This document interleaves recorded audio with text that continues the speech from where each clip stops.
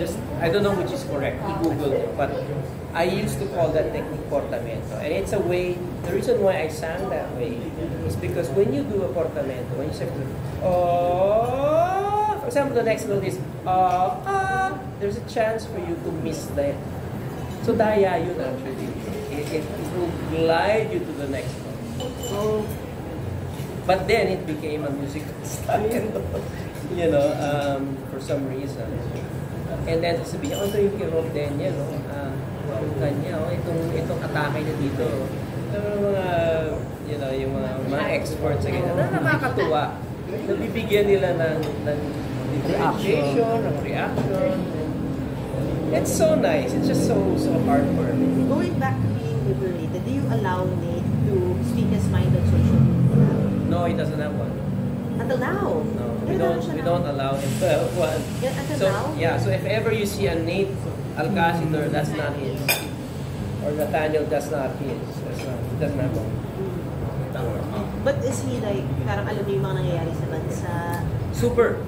Mas naungulo pa yan. Pag uwi niyan mamaya sa school, sabi ko, how's your day? Good. Hey, did you know? At saka local balita to. Ay. Not showbiz, wala siya alam show. But local, political, alam niya, issue. Wow. Ako, what's your opinion on that? Well, blah, blah, blah, blah, blah. You know, he's very much aware about this. What's your opinion on that? Like everybody else's opinion. You know, I wrote something about Mang Totoy. I called him Mang Totoy. Ewan ko kung nakita niyo yun. Sa Showtime kasi, meron kaming game doon yung Pat o Lipat. Ano to? Bato, pink. Ano? Bato, pink. Tama, pink. Oh, laro, pink. Ay, magpagalitan. Laro, pink. Kasi ako host ko din. Anyway, laro. And Vice was interviewing this old man. He's probably in his 70s. He was an ice cream vendor. He was earning about 500 a day. He makes his own ice cream. And then, siguro ang neneneto niya, 200 na lang. Tapos kung meron pa siyang maitatabi, bibigyan niya ng ice cream ng apo ko. Napaisip ako sa akin. Grabe itong tao ito. And he has the dignity. Diba? We can just work so hard. No matter what his educational background is and no matter how hard life was. Ito yung sinasabi natin lumalaban ng bata. So I wrote something about him. I forgot who he was. So I called him Mang Totoy. Si Mang Totoy, di ba, araw-araw kumain, lumalaban ng matas. As in-end ko doon sa binibigyan niya ng ice cream yung apo niya. Sobra siyang napangiti doon. Pero yung apo niya nawalang amor doon. Ano kaya ang pinapapasa ng bata? It was just my way of saying, here's a man who is honest, but at the same time, ninawalang iya siya. So, dapat mag-protect sa atin. So, just like everybody else, we have to hold the people accountable, you know, to whatever they might have committed, allegedly. Nothing yet has been finalized, judged upon. But araw-araw yan ang babasa natin. So in fact, on Sunday I will be there. I think I will be in EDSA or Luneta? I think I'll be in EDSA. I'll be with my sister, maybe. I don't know. Basta I'll be there. Okay, nakasulat ka na ba ng political show? Stuff for Lenny, for Noy, for Nonoy. Noy.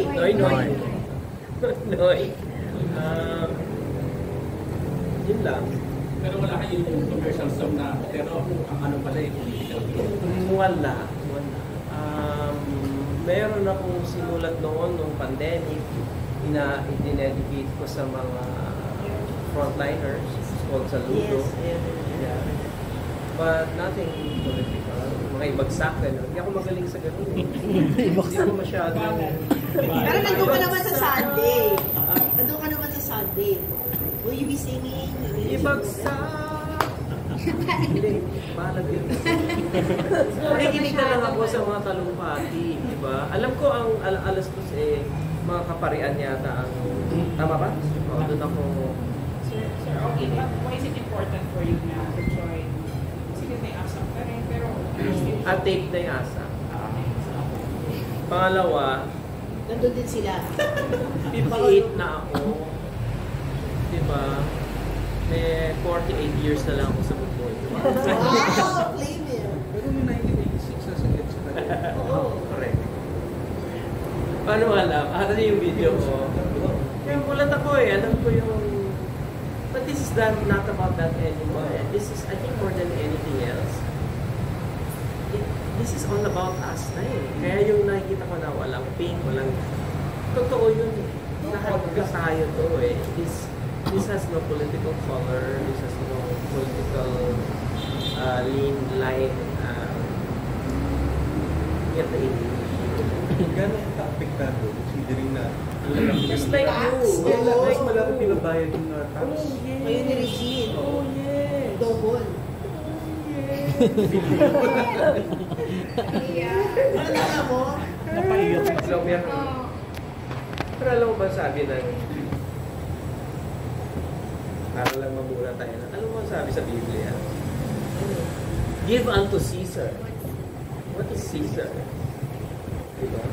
So, ibig sabihin, kailangan pa rin tayo magbayad ng tax. Diba? Kung kahit na ano pa ang nangyayari, it is our obligation.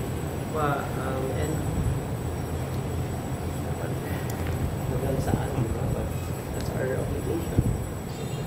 Then that's why we need to show up and tell them, hey, this is already affecting the life of the camera ba nakapita. Di ba tama ako? Kasi talagang totoo eh. Hindi tayo pwede Ano ang reaction ni Regine, lalo na bubulakan yung grabe mga ghost project? BGC.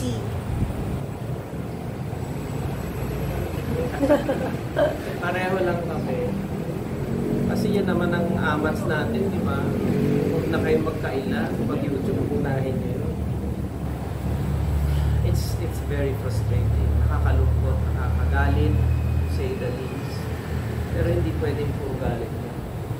Pakita tayo ng pagkakaisa, dun man lang. Di ba? Na, ako nakikinitinit ako na yan. Maraming tao lalabas. Maraming tao. At hinihikayat ko rin yung iba. Sana Sunday naman. Kung nalalayo kayo sa parking kayo sa, kung sa EDSA, parking kayo sa may Katipunan. Nakagin nyo na lang. Dala kayo bayo. Dala kayo mask. Kung may sakit kayo. Makinig. Makiisa, di ba? Kasi meron tayong mapupulot doon. Meron tayong may magsasalita doon na may punto ito. Ito ang dapat doon. Kayo ni Regine ang nandun? Or ikaw lang with Ako friends? lang. Si CB, si pag-uwi. Para pag-uwi namin. Galing sa... Kasama si Lee? May sakit siya ngayon. Sana magaling na siya sa akin.